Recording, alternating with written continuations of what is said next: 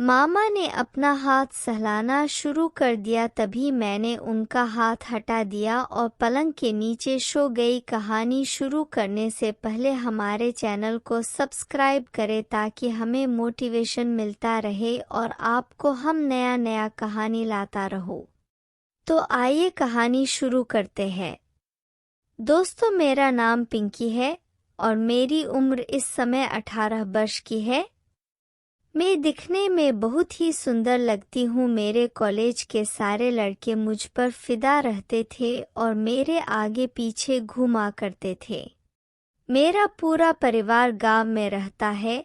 मेरे पापा गांव में खेती करते हैं और मम्मी घर का काम करती है। मेरी एक छोटी बहन जो अभी 15 वर्ष की है और मेरा एक छोटा भाई भी है जो अभी 9 वर्ष का है।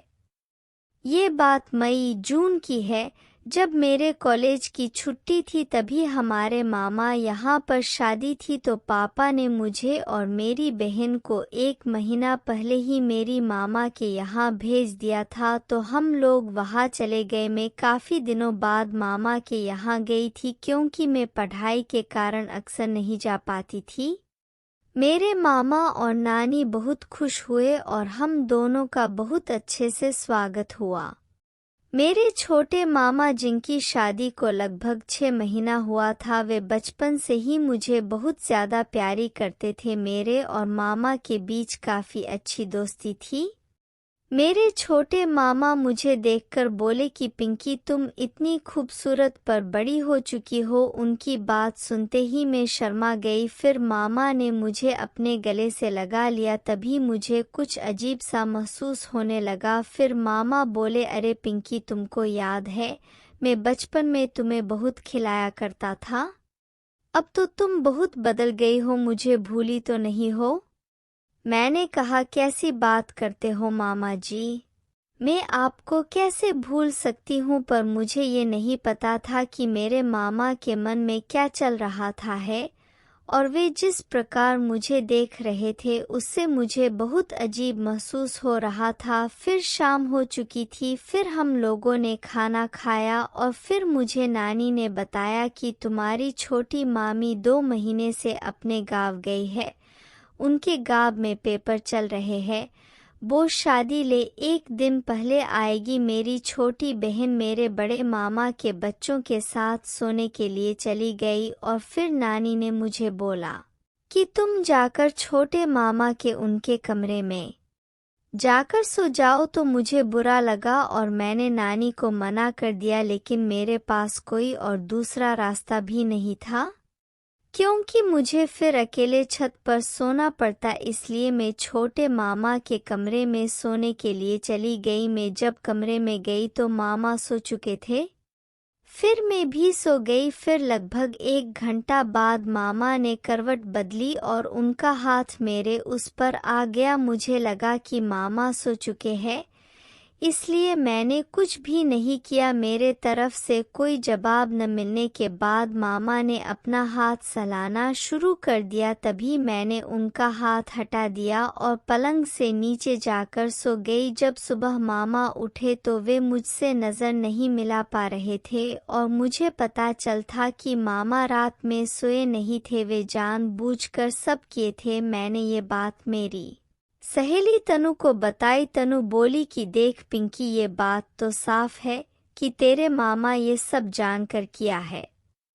मैंने कहा कि पर ये सब गलत न तनु, वे मेरे मामा है, वे ऐसा कैसे कर सकते हैं? तभी तनु बोली, पिंकी तुम बिल्कुल अभी भी नादान हो और तुम ही बताओ, जिसकी पत्नी 6 महीने से उसके पास न हो तो वह क्या करेगा? और वैसे भी तुम भी तो अभी उस उम्र पर आ गई हो, और दूसरी बात तुम्हारा भी तो कोई दोस्त नहीं है, ये अच्छा मौका भी है। अगर तुम्हारी जगह में होती तो इतना अच्छा मौका हाथ से कभी नहीं जाने देती। और सबसे बड़ी बात कि घर की बात घर में रह जाएगी। तब मैं गुस्से से बोली, तेरा दिमाग खराब है क्या तनु, तू पागल है? वे मेरे मामा है और यह सब गलत है। फिर मैंने फ़ोन काट दिया, लेकिन मुझे तनु की बातें याद आ रही थी बार बार। फिर हम लोगों ने खाना खाया और हम और नानी मार्केट चले गए, शॉपिंग की और फिर लगभग 3 बज गए थे। फिर हम घर वापस आए। घर तो छोटे मामा टीवी देख रहे थे। जब मैंने देख तो मामा मुझे देख रहे थे। मेरी नज़रें मिलते ही मामा ने अनदेखा करते हुए टीवी देखने लगे। फिर हम लोगों ने खाना खाया और घूमने ने चले गए पार्क की तरफ। मेरे साथ मेरे छोटे मामा थे। उन्होंने बोला चलो मैं तुम्हें योगा सिखाता हूँ। फिर उन्होंने मुझे अलग अलग स्टेप सिखाए। फिर हम लोगों ने वहीं पर आराम किया और फिर हम घर आ गए। तब तक रात भी हो चुकी थी। रात को खाना खाने के बाद सब लोग अपने अपने कमरे में जाकर सो गए और मैं अपने छोटे मामा के कमरे में जाकर परेशान सी हो रही थी, क्योंकि ज़्यादा शॉपिंग और योगा करके ने कारण थक चुकी थी। मेरी कमर में दर्द हो रहा था। उस समय लगभग रात के 11 बज चुके थे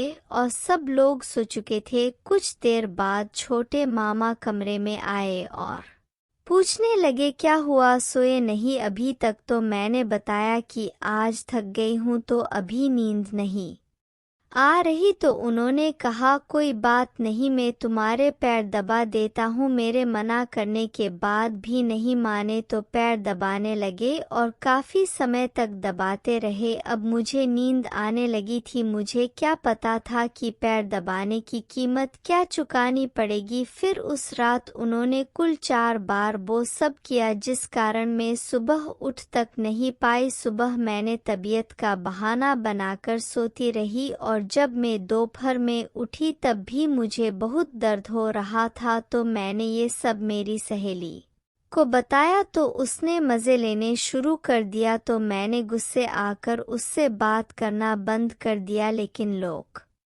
लाज के कारण किसी को बता नहीं पाई।